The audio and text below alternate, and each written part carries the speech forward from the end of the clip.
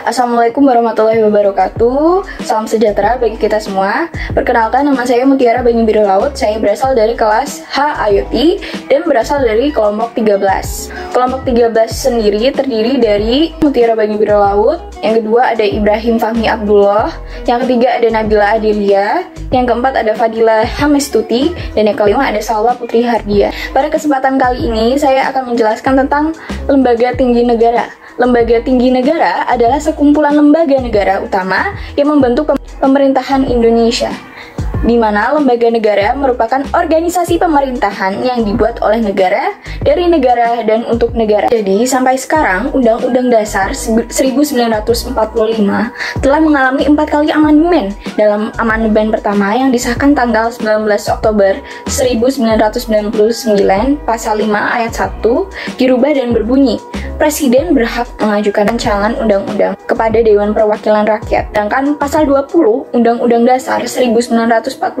pasca amandemen dirubah dan berbunyi sebagai berikut. Yang pertama, Dewan Perwakilan Rakyat memegang kekuasaan membentuk undang-undang. Kedua, setiap rancangan undang-undang dibahas oleh Dewan Perwakilan Rakyat dan Presiden untuk mendapatkan persetujuan bersama. Ketiga, jika rencana undang-undang itu tidak mendapatkan persetujuan bersama, rancangan undang-undang itu tidak boleh diajukan lagi ke dalam persidangan Dewan Perwakilan Rakyat masa itu. Keempat, Presiden mengesahkan rancangan undang-undang yang telah disetujui bersama untuk menjadi undang-undang. Dalam rancangan undang-undang yang telah disetujui bersama, tidak disahkan oleh Presiden dalam waktu 30 hari semenjak rancangan undang-undang tersebut disetujui. Rancangan undang-undang tersebut sah menjadi undang-undang dan wajib diundang-undangkan. Selanjutnya, bisa dilanjutkan oleh rekan saya. Hey, sekarang giliranku nih. Di sini aku akan menjelaskan tentang MPR dan DPR. MPR, Majelis Permusyawaratan Rakyat, adalah lembaga legislatif bikameral yang merupakan salah satu lembaga tinggi negara dalam sistem ketatanegaraan Indonesia.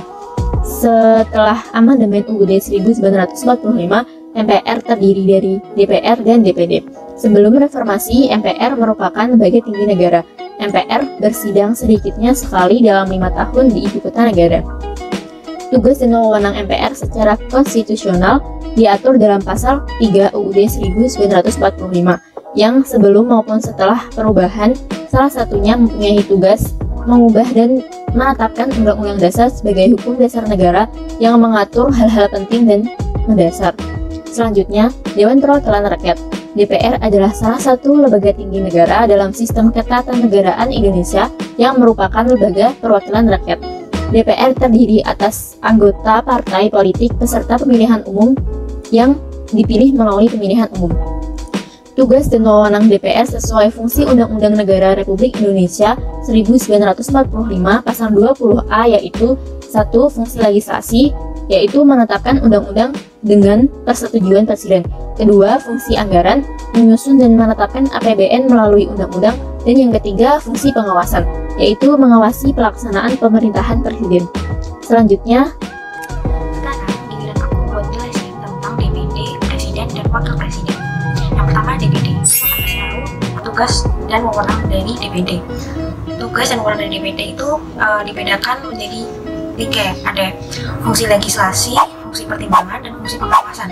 Berdasarkan fungsi legislasi, tugas dan wewenang DPD itu pengajuan usul RUU dan pembahasan RUU. Kedua, fungsi pertimbangan, yaitu memberikan pertimbangan kepada DPR. Dan ketiga, fungsi pengawasan, yaitu melakukan pengawasan atas pelaksanaan undang-undang dan menyampaikan hasilnya kepada DPR sebagai bahan pertimbangan untuk ditindaklanjuti, dan menerima hasil pemeriksaan keuangan negara yang dilakukan oleh BPK. Itu mengenai tugas dan wewenang dari DPD. Lalu saya akan menjelaskan tentang Presiden dan Wakil Presiden. Tugas Presiden itu dibedakan menjadi 2. Yang pertama, tugas sebagai kepala negara, dan kedua, tugas sebagai kepala pemerintahan. Sebagai kepala negara, yang pertama, memegang kekuasaan tertinggi atas Angkatan Darat, Angkatan Laut, dan Angkatan Udara. Ini sesuai pada pasal 10 Undang-Undang Dasar 1945. Lalu yang kedua, mengangkat duta dan konsul sesuai dengan pasal 13 ayat 1.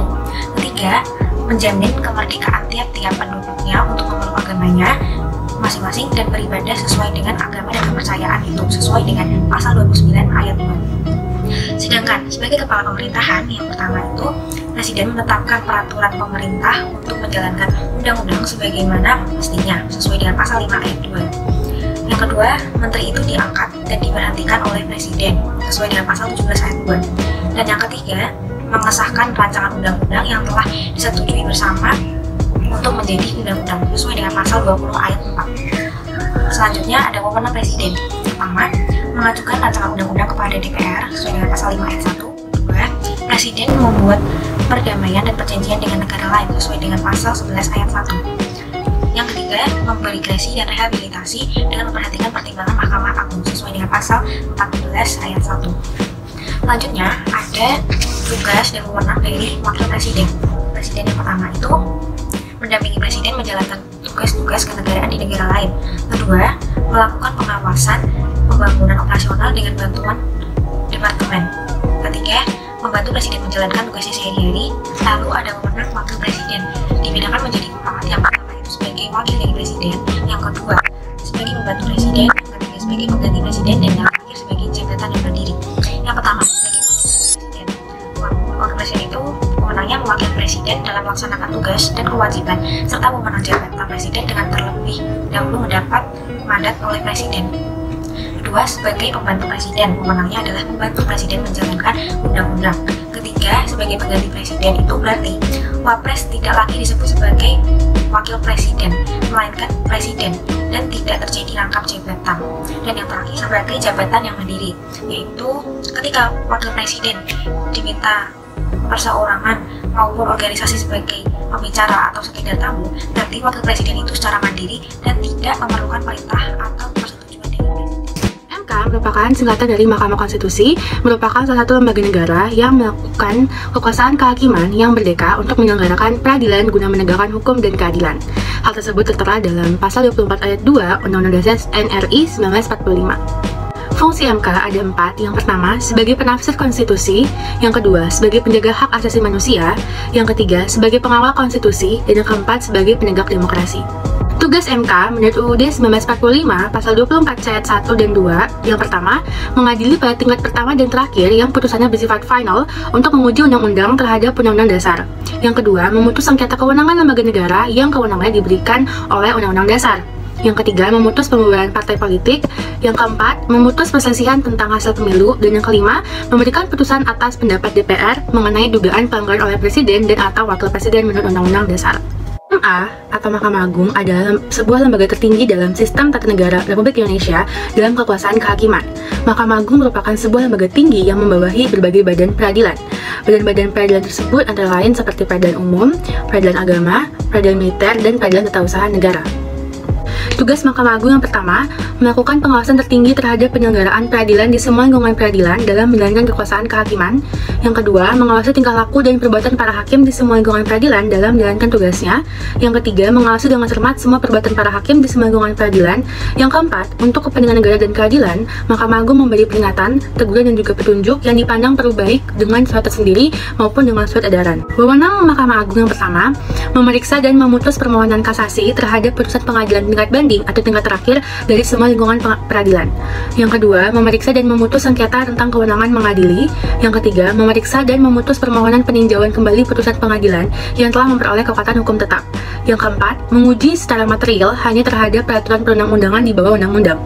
Yang kelima, meminta keterangan tentang hal-hal yang bersangkutan dengan teknis peradilan dari semua lingkungan peradilan. Yang keenam, memberi petunjuk, teguran, atau peringatan yang dipandang perlu kepada pengadilan di semua lingkungan peradilan dengan tidak mengurangi kebebasan hakim dalam memeriksa dan memutus perkara. Yang ketujuh, memeriksa dan memutus permohonan peninjauan kembali pada tingkat pertama dan terakhir atau putusan pengadilan yang telah memperoleh kekuatan hukum tetap. Selanjutnya ada Komisi Yudisial. Komisi Yudisial berlandaskan hukum pada pasal 24B ayat 1 Undang-Undang Dasar Negara Republik Indonesia tahun 1945. Komisi Yudisial bersifat mandiri yang berwenang mengusulkan pengangkatan hakim agung dan mempunyai wewenang lain dalam rangka menjaga dan menegakkan kehormatan, keluhuran, martabat serta perilaku hakim. Dan pemeriksa keuangan atau disingkat dengan BPK adalah lembaga tinggi negara dalam sistem ketatanegaraan Indonesia yang memiliki wewenang dalam memeriksa dan mengelola tanggung jawab keuangan negara. BPK masuk dalam kategori lembaga yang mandiri dan bebas atau independen. BPK memiliki kewenangan di antara lain adalah melaksanakan pemeriksaan dan berwenang memberi nasihat kepada lembaga-lembaga yang diperiksa.